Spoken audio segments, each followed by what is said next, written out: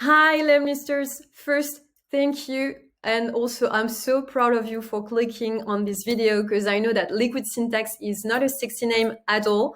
Also, I'm sure that almost 90% of you guys have never tried it before because it looks a bit overwhelming, I guess. But it would be a huge mistake first because this is really simple. Trust me, if I can do it, you can do it for sure. I didn't know shit about code and I've done the sequence in less than 10 minutes. So really simple.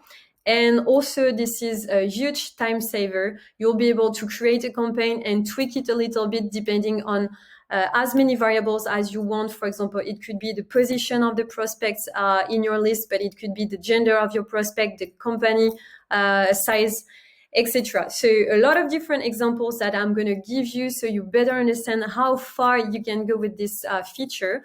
So I will show you, and also you'll see it's super simple. You just have to copy paste the code that I'm going to give you, and that will be just below the video, and then change the variables, and that's it. Trust me. So first, create your CSV file. So first name, last name, email, company name, as many variables as you want to include in your email, and then the variable that you want to integrate into your liquid syntax. So here, I want to start my email with a specific question depending on the role of the prospect. So I want the same question to be asked to both CEO and head of growth, but I want a different question to be asked to head of sales. This is actually a great example for you to remember that it's super important to properly define your persona and adapt the contents in your email. Because honestly, if you're giving a lot of value, showing your prospect that you completely understood their challenges and that you are actually adapting your offer and it's applying to their situation, there will be their attention will be caught and you'll get credibility. This is a huge asset with the outreach campaign. So let's get back to sequence. You saved your CSV file, you imported it from here and upload it here, and you are going to the sequence. Here you just write your email as usual. And as I told you that I wanted to start the email with the liquid syntax, so with the question, I copy pasted the code just here. So what I did is I just changed this variable, which is basically the title of the column that I just showed you. And here is the variable itself. So it's basically saying that if the prospect is a head of growth or if he is a CEO, then I want to ask this question. So you can see that I also integrated a variable. As usual, you just click here and select it from here. And the rest of it is saying, if the prospect is a head of sales, then this will be this question. This is that easy. You don't have to do anything else. I just have another example for you. In this particular case, you could have copy-pasted this code, which is a bit different. The start is the same, but then it's written else here. That means that if the prospect is head of growth or CEO, this will be this question. But for everybody else, so all the rest of the contacts from your list, this will be this question. So this is, for example, in my example, if I had, for example, business developers, sales rep, and head of sales, I mean, I would have asked the same question here. So, and I didn't want to write if the role is head of sales or blah, blah, blah, or blah, blah, blah, or blah, blah, blah. I just put else, and that includes everybody else. So just for you to know, we have an article on the FAQ with all the code that you can use. There are plenty of them.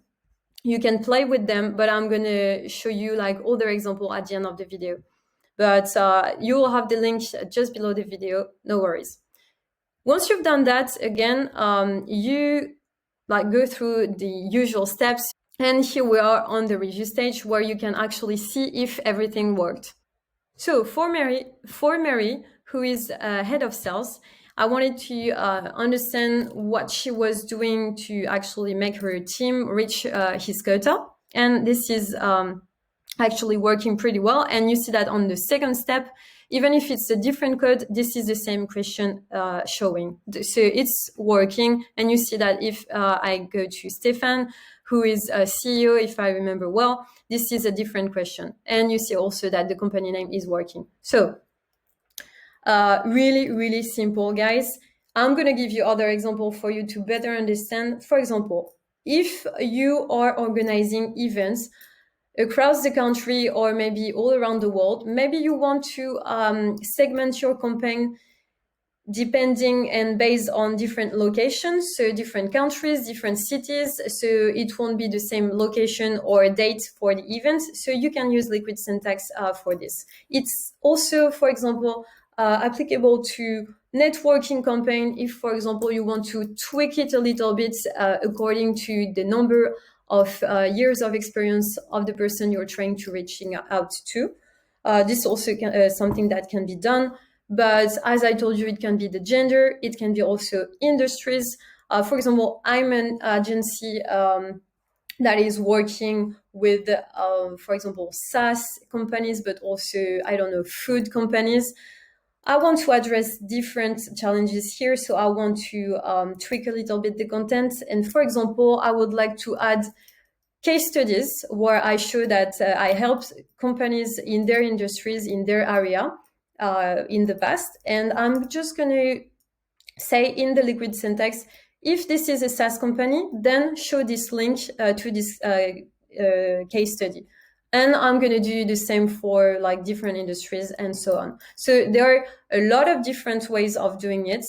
And therefore, many possibilities of being creative and stand out. So let me show you now in 30 seconds the funny reasons why your liquid syntax may not work. I'm saying this because I've been through it and I did a mistake. It's a silly one. I didn't use the right typo. I used like the wrong quotation marks. So just make sure that you're using the right typo. But also let me show you another mistake that you don't want to make.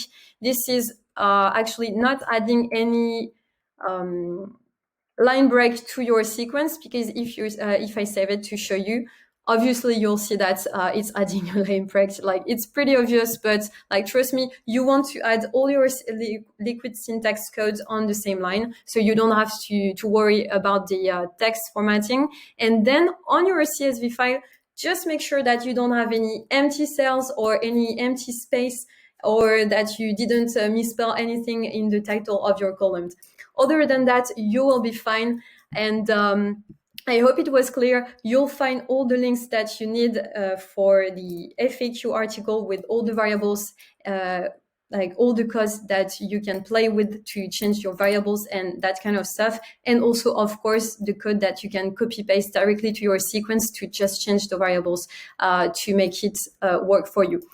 So this is it, guys. Don't forget to hit the subscribe button so you'll have this kind of tips every week. And don't hesitate to comment as well, because I really want to know what you think about this video. But also, if you need extra help or if you have extra questions, I will be happy to answer them. And I'm going to take a nap because I feel that I'm really tired. Thank you guys for watching, and I see you really soon. Bye-bye.